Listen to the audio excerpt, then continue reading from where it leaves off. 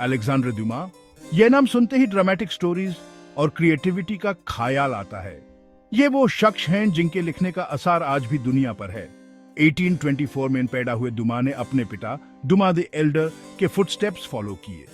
उनके पिता the three musketeers और the count of Monte Cristo के राइटर थे। ये दोनों कहानियां दुनिया की सबसे फेमस एडवेंचर नॉवेल्स में से एक हैं।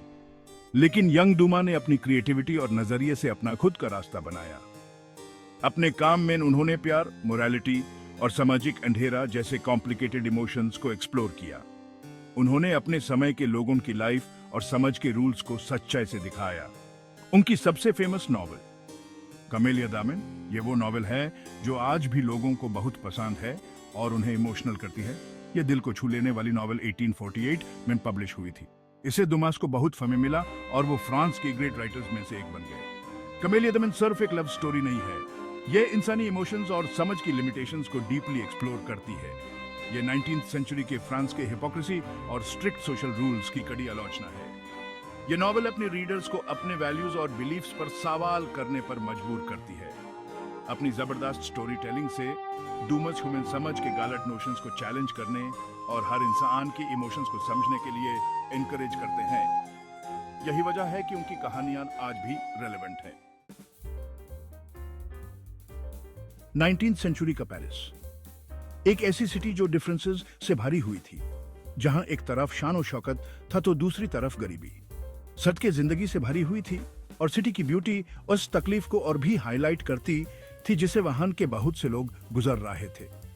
इंडस्ट्रियल रेवोल्यूशन पूरी स्पीड से सिटी को बदल रहा था, जहां अमीर लोग और गरीब लोग एक ही सड़क पर चलते थे। फैक्ट्रीज खुलती जा रही थी, जिससे अपॉर्चुनिटीज और चैलेंजेस दोनों आए और सिटी पहले से कहीं ज्यादा तेजी से बढ़ने लगा। आईएसएस बदलाव के दौर में पेरिशियन सैलून्स का जन्म हुआ।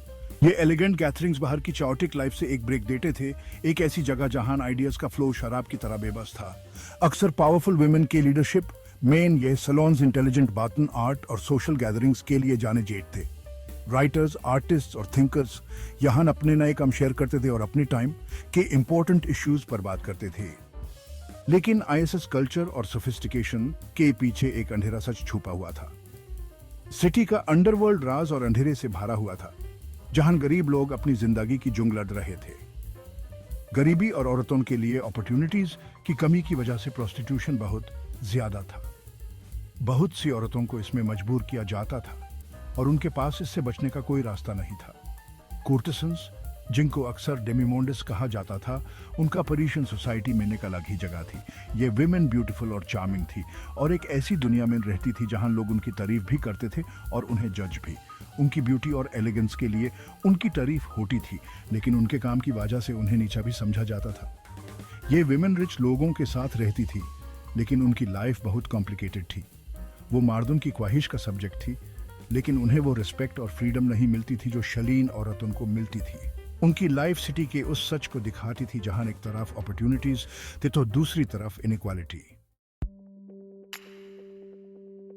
ये हैं मार्गरेट गोतिये कमेलिया दामन। वो दुमा की नॉवेल की मेन कैरेक्टर हैं, एक ऐसी कोर्टेसन जो बहुत ब्यूटीफुल और इंटेलिजेंट है। मार्गरेट की लाइफ डिफरेंसेस से भरी हुई है। वो लक्जरी और तारीफों से घिरी हुई है, लेकिन वो सच्चा प्यार और एक्सेप्टेंस चाहती है। वो एक ऐसी दुनिया में फंसी हुई है जहां उसकी वैल्यू सिर्फ उस अमीर मर्द के लिए है जो उसे चाहता है।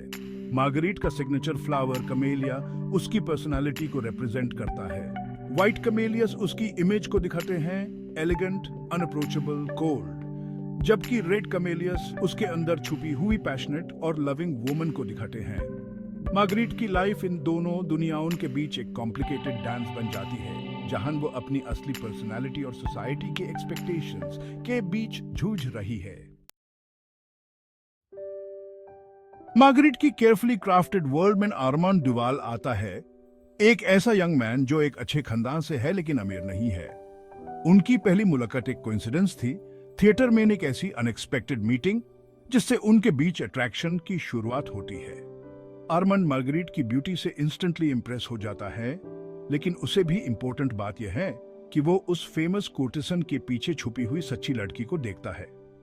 वो उसकी इंटेलिजेंस, उसके जाज्बे, उसकी वल्नरेबिलिटी की तरफ अट्रैक्ट होता है। दूसरी तरफ मार्गरेट आर्मांड के डीप इमोशंस से हैरान है। वो अमीर एडमायरर्स से मिलने वाली सुपरफिशियल अटेंशन की आदी है। अरमांड जैसा सच्चा प्यार नहीं, उनका रिश्ता जो इम्पॉसिबल लगता है और सोशल बैरियर्स से भरा हुआ है, वो एक पैशनेट लव अफेयर में बदल जाता है। Act 5 forbidden love, obstacles and sacrifices. लेकिन उनका प्यार आसान नहीं है। अरमांड की फैमिली, स्पेशली उसके पिता मिस्टर दुवाल, अरमांड का एक कोर्टेसान से अफेयर देखकर बहुत गुस्से में है। मिस्टर दुवाल मार्गरेट को अपनी फैमिली की रेपुटेशन और अरमांड के फ्यूचर के लिए खतरा मानते हैं।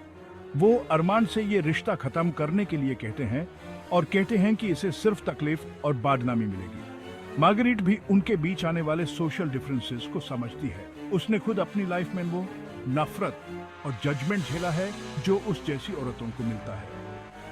प्यार में वो अरमांड को उस बदनामी से बचाने का डिसीजन लेती है जो एक कुर्तसन से प्यार करने पर मिलती है। उसकी रेपुटेशन, उसके फ्यूचर के लिए वो अपनी खुशी कुर्बान कर देती है। Act 6 the price of freedom, separation and it's consequences. Margaret अपने प्यार को छुपाते हुए एक ड्रामा करती है। वो ऐसा दिखाती है जैसे वो अरमांड से प्यार नहीं करती और अपनी पहले वाली लाइफ में वापस चली जाती है जहां सिर्फ लक्जरी और सुपरफिशियल रिलेशनशिप्स हैं। अरमांड टूट जाता है।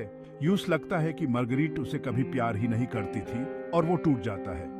वो मार्गरेट को बुरा भला कहता है, उस पर इल्जाम लगता है कि वो बेदर्द है, उसके पास दिल नहीं है, वो प्यार ही नहीं कर सकती। उनके बीच जुदाई से दोनों को बहुत तकलीफ होती है। मार्गरेट चाहे वो कितना भी दिखावे क्यों न करे, वो अंदर ही अंदर गिल्ट और सैडनेस से टूटी जा रही है। अरमांड प्यार और गुस्से से भरा हुआ खुद को बर्बाद करने लगता है। वो गैम्बलिंग और ऐसे ही रिलेशनशिप्स में सुकून ढूंढने लगता है। अरमांड को नहीं पता कि मार्गरेट ने यह सब प्यार की वजह से किया है, नफरत की वजह से नहीं। Act 7 shadows grow longer, Margaret's decline. जैसे जैसे वक्त गुजारता है, मार्गरेट की तबीयत खराब होने लगती है। वो कभी जो जिंदा दिल कोर्टेसान थी, अब वो धीरे धीरे ट्यूबरकुलोसिस की वजह से कमजोर होने लगती है। एक ऐसी बीमारी जो 19th सेंचुरी के पेरिस में बहुत कॉमन थी। उसकी ब्यूटी कम होने लगती है और उसकी दुनिया अब सिर्फ उसके कमरे की चार दीवारी तक सिमट कर रह गई है। वो अरमांड के लिए अपने प्यार और उसके लिए किए गए सैक्रिफाइस की वजह से दुखी है। अकेलापन उसकी जिंदगी का हिस्सा बन जाता है।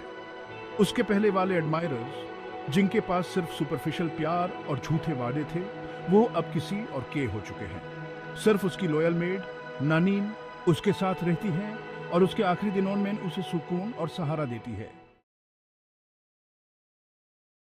Act 8 return and revelation, a love rekindled. जब मार्गरेट अपनी मौत के करीब होती है तो अरमांड वापस आता है।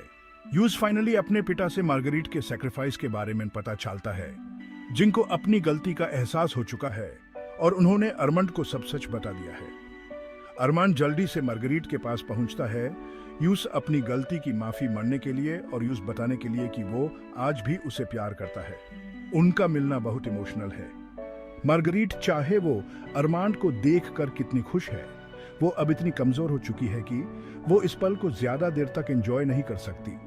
यूस सुकून मिलता है ये जानकर कि अरमांड को अब सच पता है और ये कि उनका प्यार चाहे कितने ही चैलेंजेस आए हों आज भी जिंदा है। Act 9 timeless themes, love, sacrifice and society. Camellia दामन एक ऐसी स्टोरी है जिसने कई जनरेशंस को इमोशनल किया है। इसकी दिल को छू लेने वाली स्टोरी हर किसी के दिल में जगह बनाती है। इसकी पॉपुलैरिटी का राज है इसके टाइमलेस थीम्स, प्यार की ताकत, जिंदगी और डेस्टिनी बदलने की पावर, सोशल एक्सपेक्टेशंस का जाल जो अक्सर डिसाइड करते हैं कि हम क्या करेंगे और क्या चुनेंगे, और प्रेजुडिस और मिसअंडरस्टैंडिंग्स की कॉन्सिक्वेंसेस, जिसे कई बार बहुत बुरा होता है और हम बहुत कुछ को देते हैं। अपने कैरेक्टर्स और उनकी स्ट्रगल्स के थ्रू दुमास ह्यूमन सोसाइटी की कमियों के साथ साथ उसकी ब्यूटी भी दिखाते हैं। वो ह्यूमन हिपोक्रेसी और अंधेरा दिखाते हैं जो आज भी एग्जिस्ट करते हैं और ह्यूमन एक बेहतर दुनिया बनाने के लिए एनकरेज करते हैं। मार्गरेट गॉटिये, कामेलिया दामन एक ऐसी कोर्टेसन है जो स्टीरियोटाइप्स से परे है। वो एलिगेंस और स्ट्रेंथ दोनों रिप्रेजेंट करती है। वो एक कॉम्प्लिकेटेड और स्ट्रॉन्ग वुमन है जो प्यार करने की हिम्मत करती है, एक बेहतर लाइफ की उम्मीद करती है और ऐसा करके वो समाज के रूल्स को चैलेंज करती है। वो सोसाइटी के बनाए हुए इमेज के बावजूद एक अलग फ्यूचर चाहती है, एक ऐसा फ्यूचर जहां प्यार और एक्सेप्टेंस हो।